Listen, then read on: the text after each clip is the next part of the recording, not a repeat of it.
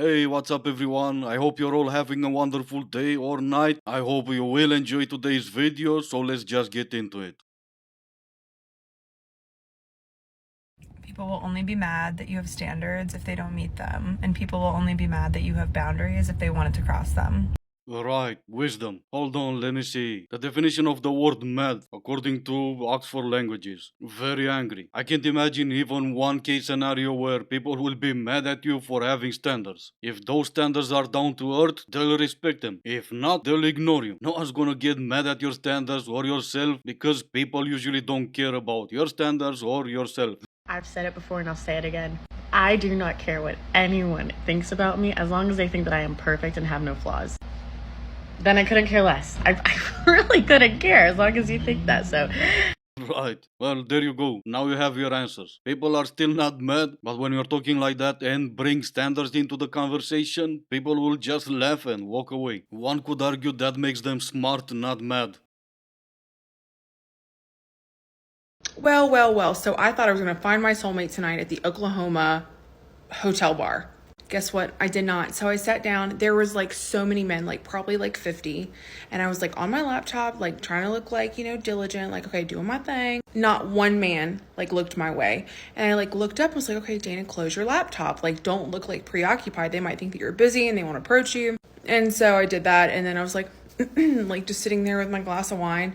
I like probably had like 16 glasses of wine, just like trying this like theory out. Just kidding. But I had a couple. Nothing. And I like looked like open for like business, nothing. And then I was like, well, maybe there's like rings. I'm trying to like eliminate every excuse other than like, I'm not the one to be approached because maybe it could be my looks. And yesterday, like I got more looks from guys. And I thought maybe, okay, I had straight hair yesterday and I didn't have this like oversized like sweater, but I have on leather pants and panda dunks. I mean, come on. And I guess this is like God saying like, hey honey, your man ain't in Oklahoma. And I knew this all along, but like, damn, rejection wound like coming in hot. But that would be getting in the way of my like takeout fried green beans. So thank God that I didn't get approached by any man.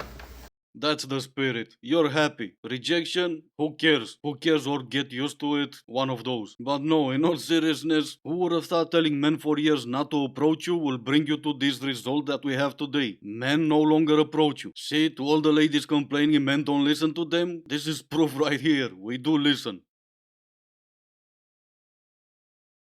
One of the most regulating things that you can do for your nervous system is learn how to hold nuance safely in your body. What I mean by that is allowing for multiple realities, multiple things to be true at the same time. Let's look at a practical example. Let's just say you are on a healing journey and you are also endlessly scrolling TikTok right now and kind of disassociating a little bit. Here's another practical example of multiple realities. Me listening to you and losing brain cells. Healing process and mindlessly scrolling through TikToks, those are not multiple realities happening at the same time. Those are two separate realities and one is canceling the other. You're not in your healing process if you're mindlessly scrolling through TikToks. Okay, so I have dated men for over half of my life at this point. So I can say it with my full chest. Most men are awful. Most men don't see you as a human.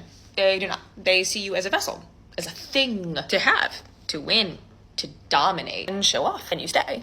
You stay because it's normalized. You stay because, oh, I guess this is how straight guys are, right? And then you get the whole, not all men, not all of us. Big guy, we know it's not all of you, but it's an overwhelming amount of you. No, you were right the first time. I'm gonna stay with all of us. As in, all of us want nothing to do with you. Since you said you dated a lot of men, I'm gonna take your word for it. Obviously, all men are the problem and it's never you. That makes sense just as much as me saying I'm only dating OF girl and complaining that I only date OF girls. And I think I've just realized something. Whenever I sound too stupid for my own good, I learned that I will really be successful as a TikToker. But you go ahead and keep pushing. Keep pushing us until we're gonna start saying no. And not no to dating like I said earlier, with that lady being really happy that no man approached her at the bar, but until we're gonna start saying no to society as a whole. And I know you don't have the IQ to understand what that really means, but I'll wait. Unfortunately, it's gonna happen sooner rather than later, and God help you all when it does. Okay, tell me if I got this right. When men are drunk, they're not responsible for their actions, but when women are drunk, they're responsible for men's actions. Another one. No, wait, let me do this right. Oh, wisdom. What in the world are you even talking about? I have no idea what you're trying to say. Are you talking about me buying you drinks? Well, we've seen earlier men no longer buy you drinks. Nah, but it's TikTok, so I'm gonna try to do this right one more time. Oh, wisdom. Let's play Am I the Asshole? So this one time I was drinking in a pub with my friends, and there was a group of dudes there that I knew from around town but like wasn't overly close with. Eventually my friends left and we were all talking with these other dudes, so I was left with a few of these dudes, and then it was just me and this one dude in particular. Now, this dude in particular was not my type. I would say that he was not overly attractive, and it sounds awful to say, but no, I would never usually go there. However, I was super drunk, and I did go home with him and do things with him. Of course, I was super ashamed the next day, and I was like, ugh. But anyway, I just forgot about it until a week later, I run into some people. And they're like, yeah, I know that you slept with what's-his-face. And I was like, I didn't, I never would. I full on lied. I lied about it because of the shame. And it kind of worked, even though, because I flat out denied it. And everyone was like, yeah, I didn't think you would go there. He's like, not your type. We would like slightly worried about you. So everybody believed me over him pretty well. And I was like, felt a little bit like an asshole for it. But then I was like, he literally went out and told everybody under the sun. Also, I was like super young. So would I do the same thing now? Maybe. At least you weren't lying and you said maybe. We all know the answer is yes, but we can go with maybe. In most cases, if the video starts with am I the a-hole, the answer is yes. And in this case, yeah, the answer is still yes. Now it kind of makes sense what the previous wonderful lady from earlier, when she pretty much said men are to blame for whoever is drunk. But to answer your question, if you are the a-hole, yes. It doesn't matter if you consider it a mistake the next day or not, own it. Especially since you said maybe, and we all know the answer is yes. You would still do it again. So you know how they say that usually if you hate something enough, you tend to start to become it? I feel like that's how men are with women. Like, they hated us so much that now they all just act like women, but not what women are anymore. That really makes no sense, and that's actually false, but sure, yeah, whatever. I guess I'm lucky that way, and I don't hate anyone. I get to still be me, especially since the other option will be me having to open up an OAF account. Good morning, guys. I just wanted to say that both my main account and my backup account has been temporarily taken down for something I didn't do, but head on over to my third backup account if you want to join me for today's stream. Yeah. Well, yeah, TikTok is weird like that. Or even TikTok has its limits sometimes. Temporarily shut down for something you didn't do, well, what you don't do is put some clothes on. As we can see, out of 32 posts, 27 of them are you not having too many clothes on. Considering TikTok is not 18 years old plus, yeah, that kind of makes sense. And just for the lady from earlier, I still don't hate anyone, and I will definitely not want to be this one. I am ready to meet my husband. I don't know why I feel so awkward like talking about this. I'm looking for someone that wants to have kids.